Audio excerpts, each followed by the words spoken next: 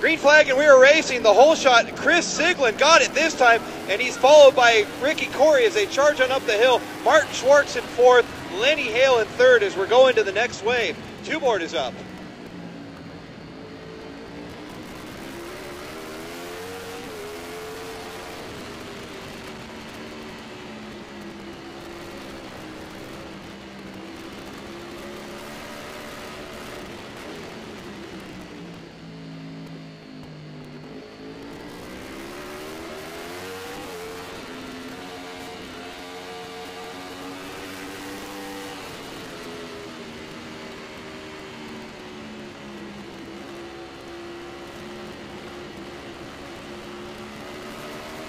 And there they are out, and it's Chris Siglin, Ricky Corey side by side coming out of the carousel. Those guys are going at it already. Ricky Corey on the R1, Chris Siglin on that BMW as they charge into turn number 7. Chris Siglin is keeping in front, but Ricky Corey is all over his rear wheel. And who's that third? I think that's Lenny Hale. That is Lenny Hale in third place here. It looks like Martin Schwartz is back into fourth place. He's just sitting there waiting for those three to battle. And here they come off the top of 8A. Ricky Corey looking to go underneath Chris Siglin, but lets it go. Yeah, Chris Siglin is giving up nothing. They're very strong on the brake. Jeremy Toy working his way through traffic. Look at him. Toy up to 5th place already. He's got his sights on Martin Schwartz now. Jeremy Toy from somewhere back around 17th to 5th within a span of one lap. That's the, I'm not going to be ashamed to say it. That's something I predicted. Coming on through, Ricky Corey took Chris Siglin on the inside, turn number 11. Chris Siglin thinking better of it, making a move into turn number 1, but he can't let Ricky Corey get away. If he gives Ricky Corey an inch, Ricky Corey will take a mile.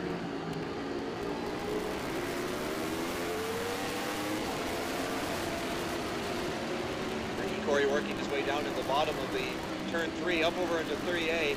Chris Siglin holding off Lenny Hale. Lenny Hale has been a venerable front runner for many years here. He was one that would do 5-6 races in a day. He was a true Ironman. But Martin Schwartz has no idea that Jeremy Toy is coming up on him right now. Jeremy Toy is going to make a pass in the carousel. I think he's going to drive out and get around Martin Schwartz and take 4th place. Now, Vic, does it look like there's something wrong with Siglin right now? Because he seems to be dropping off, and Lenny Hale going around the outside, looking to get on the inside of him in 7. Now, knowing Siglin, there might be something a little wrong with his bike, but he'll adapt to it and ride around it. I've never seen a problem stick with Siglin very long. So something may be a little off on his bike, but he's going to adapt and overcome. That's what he does, and that's what he did right now. He's starting to gap Lenny Hale. Chris Siglin's putting it down. He cannot let Ricky Corey get away from him. Now, do you think if there's a problem with the bike or himself, it could be arm pump? And as we talk about that, we see Jeremy Toy coming up on Lenny Hale. Going through turn 10 right now. Chris Siglin pulls a little bit of a gap. And Jeremy Toy, I guarantee, is going to take a spot in 11 here. He comes in deep on the brakes. He doesn't make a pass there, but we've got the exit still in front of us. Jeremy Toy, 4th place, charging on through the field. Lenny Hale fighting him off. They look like the power is pretty equal between those bikes as they go through turn 1.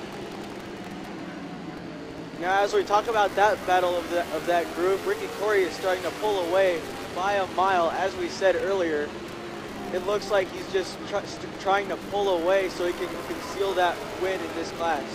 Yeah, there's only 7 laps in this race, so there's not a lot of time to make up that gap, and the gap is already building. Ricky Corey up in front.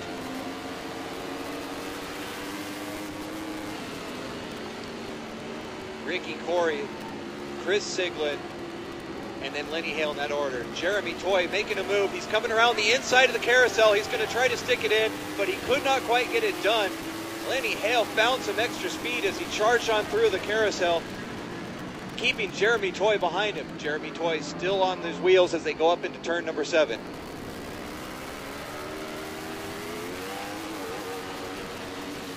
Judging by the timing I'm seeing here, Ricky Corey is almost a full second faster than the next fastest rider, that is Jeremy Toy.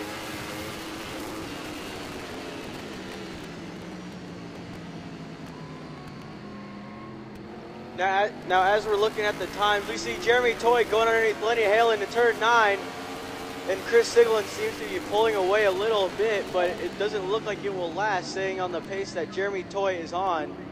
And he's already began to pull away from Lenny Hale and beginning to close in on Chris Siglin. And we've seen this battle before. Lenny Hale is falling back into 4th place. Jeremy Toy all over the rear of Chris Siglin. Chris Siglin's getting his pit board signal. He knows he's there. He's going to have to survive in front of Jeremy Toy if he wants to keep second. So I'm not sure if his program has gone from trying to catch up to Ricky Corey to trying to fight off Jeremy Toy.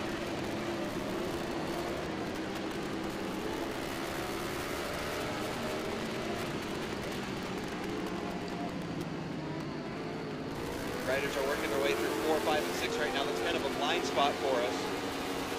I call it the dark side of the moon. They're going to pop out there. I imagine we're going to see Ricky Corey, but the big question is, will we see Chris Siglin or Jeremy Toy coming through behind him?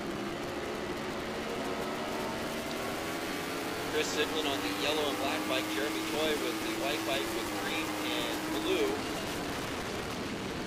And it looks like Jeremy Toy has gotten in front of Chris Siglin as the cross flags come out. This is your first call for race number 8. Race number 8, Formula 1, first call. Now, as we're watching them go through the S's in turn 8 and 8A, we see Ricky Corey pulling an even bigger gap, and Jeremy Toy has gotten by Chris Siglin and has began to pull a gap coming off the top of 8A going into turn 9. Chris Siglin braking hard, trying to slow down his BMW to keep up with Jeremy Toy. I think right now, in order to outbrake Jeremy Toy, you need to be Brian Perriott. Jeremy Toy is so strong on those brakes. They come into turn number 11. Chris Siglin is not losing any ground, but he's not gaining any. He's only got about 3 laps left to get this done. Hale is back there in 4th place. He's just hanging in and in for the ride right now. Lenny Hale is former champion himself. He knows how to go fast around the track, and he may just be using this for practice later today as well. Now, as we were watching a second ago, we watched Lenny Hale gain a little bit on Chris Siglin going into turn 11, but he had ran wide and left himself an even bigger gap to deal with to try and keep up with Chris Siglin to take 3rd place. Ricky Corey gets phenomenal pit signals, although yesterday he got a little bit of confusion and he thought the race ended on the 8th lap instead of the 10th, which is why he let off the gas, allowing both Corey West and Jeremy Toy to come past him at the end of the race. So I'm sure he's going to get his pit signals exactly right. And right now, he's not even going at 100%. He knows he has a little bit of a gap. He's conserving a bit so that if he needs to, he can charge hard at the end. And if I know Jeremy Toy, Jeremy will erase that deficit in a matter of a lap or two. And Ricky Corey will have to turn it back up to maintain that lead.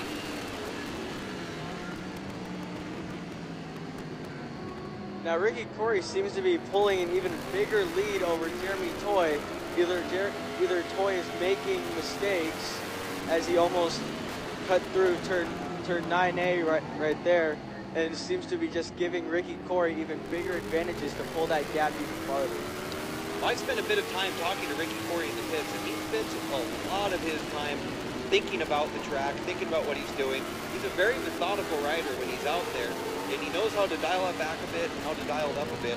And I'm thinking right now he's a little off his 10/10ths, but he's got that reserve, and even not quite going full bore, he's got a fastest lap. So I'm not convinced that Jeremy, well, of course I've said that Jeremy Toy can't catch him again, and last year he did, so you can never write off Jeremy Toy. You should never write off Jeremy Toy, depending who you are. You should never write off Jeremy Toy, even if you don't know who he is. Just, you shouldn't underestimate him at all. He's one of the big top runners in the AFM when he comes, saying that he runs in Wira. And there they are coming on the carousel. Jeremy Toy has made up more distance on Ricky Corey. Ricky Corey's pit board this time better say put it up to 10/10ths, because Jeremy Toy is coming for him, and he's coming for him fast as they come through turn 7. Now, as we talk, Chris Siglin is riding a very lonely and very easy 3rd place position. Looks like he will get that 3rd place this race.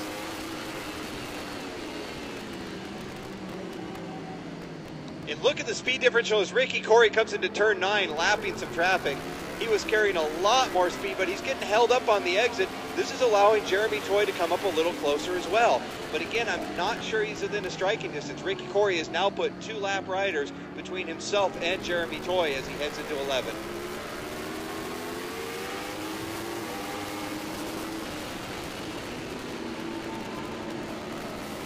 Now as we go farther back in the pack, we see Lenny Hale, Jason Laritzen, and Greg McCullough. Lenny Hale has a bit of a gap in front of Jason Laritzen, and the three of them are quite close together, but not close enough to make it a big battle.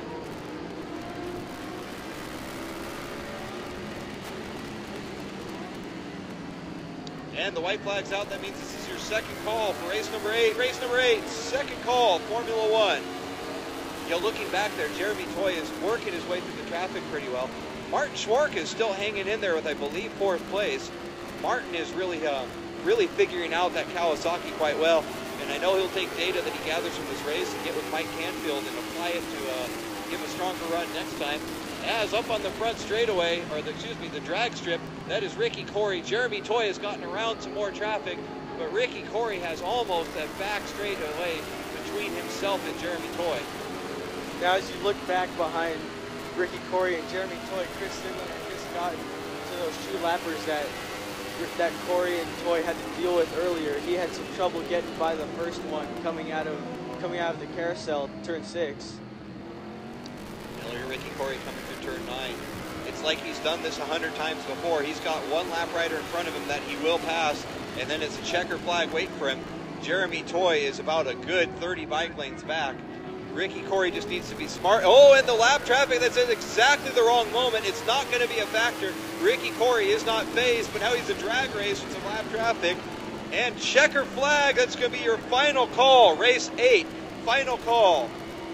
Ricky Corey takes the lead, followed by Jeremy Toy, and this should be Chris Siglin with 3rd place, and here he comes, Siggy with 3rd. And then back there, it's Martin Schwark, and then we have Lenny Hale, Jason Laritzen, and Greg McCullough finishing out 4th, 5th, 6th, and 7th.